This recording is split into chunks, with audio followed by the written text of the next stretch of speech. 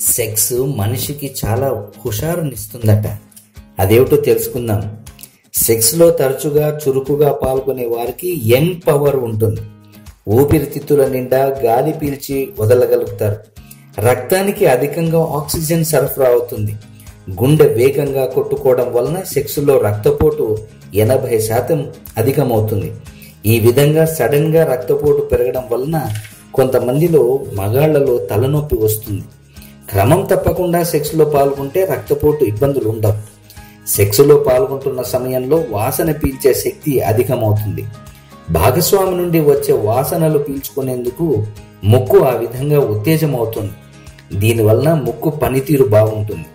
సంభోగ సమయంలో ఛాతీ భాగం విపరీతంగా కదులుతుంది. దీనివలన గాలి పీల్చి వదలడం మెరుగవుతుంది. ఇది ఆరోగ్యదాయకం. సెక్స్ సమయంలో శరీర కండరాల్లో బిగదీసుకున్నట్లుగా ఉంటాయి. అయినా రక్త సరఫరా బాగుంటుంది.